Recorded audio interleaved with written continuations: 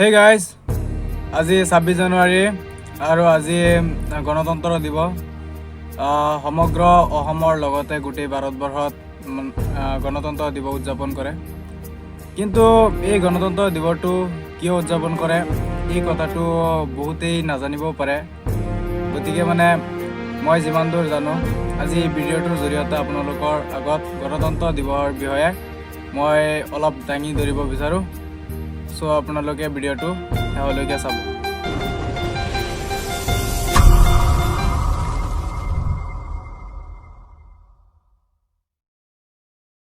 Guys, আপোনালোকে সকলোৱে গম পায় যে পূৰ্বতে আমাৰ দেশ ভাৰতবৰ্ষখন পৰাধীন হৈ আছিল।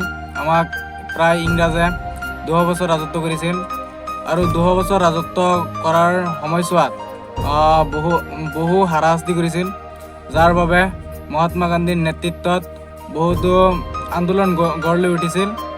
লগতে বহুতো বীৰ বীৰাংগনাৰ ত্যাগৰ বিনিময়ত আৰু ভাৰতবৰ্ষৰ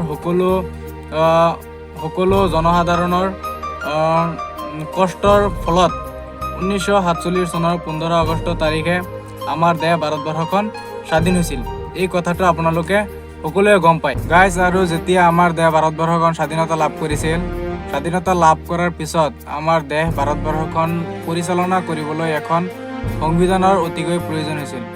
আৰু তেতিয়াই ব্ৰিটিছ চৰকাৰে এই সংবিধান ৰচনা কৰাৰ অৰ্থে ভাৰতলৈ কেবিনেট মিছনক পঠিয়াই দিছিল। আৰু কেবিনেট মিছনে যেতিয়া ভাৰতবৰ্ষত আহিছিল, সেই সময়ৰ ৰাজনৈতিক নেতাসকলক লৈ এখন সংবিধান সভা গঠন কৰিছিল। আৰু সেই সংবিধান সভাখনৰ সভাপতি আছিল ডক্টৰ ৰাজেন্দ্ৰ প্ৰসাদ। গাইজ, আৰু এই সংবিধান সভাই কি কৰিছিলে, 1947 চনৰ 29 আগষ্ট তাৰিখে এখন খচৰা কমিটি গঠন কৰে আৰু 7জনীয়া খচৰা কমিটিক সংবিধান প্ৰস্তুত কৰিবলৈ দায়িত্ব অৰ্পণ কৰে।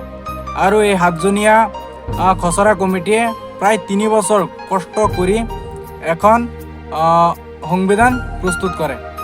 আৰু গাইজ, এই খচৰা কমিটিয়ে প্ৰস্তুত কৰা সংবিধানখন 1949 চনৰ 26 নৱেম্বৰ তাৰিখে সংবিধান সভাৰ প্ৰেছিডেণ্ট ডক্টৰ ৰাজেন্দ্ৰ প্ৰসাদ ডাঙৰীয়াৰ হাতত অৰ্পণ কৰে। কিন্তু বিভিন্ন ধৰণৰ অসুবিধাৰ ফলস্বৰূপে এই সংবিধানখন 1950 চনৰ 26 জানুৱাৰী তাৰিখে কাৰ্যকৰী ৰূপ পায় আৰু এখন পূৰ্ণাংগ সংবিধান প্ৰস্তুত হৈ যায়, যাৰ কাৰণে আজিৰ দিনটো অৰ্থাৎ 26 জানুৱাৰী তাৰিখত সমগ্ৰ ভাৰতবৰ্ষত গণতন্ত্ৰ দিৱস হিচাপে পালন কৰে। এইখিনিয়ে মই আপোনালোকক চমুকৈ দাঙি ধৰিলোঁ। নাজানো কিমান দূৰ শুদ্ধ নে ভুল, কিন্তু যদি কিবা ভুল কৈছোঁ তেতিয়াহ'লে আপোনালোকে কমেণ্টত জনাই দিব। আৰু সকলোকে 26 জানুৱাৰী তাৰিখৰ শুভেচ্ছা জ্ঞাপন কৰিলোঁ। ধন্যবাদ।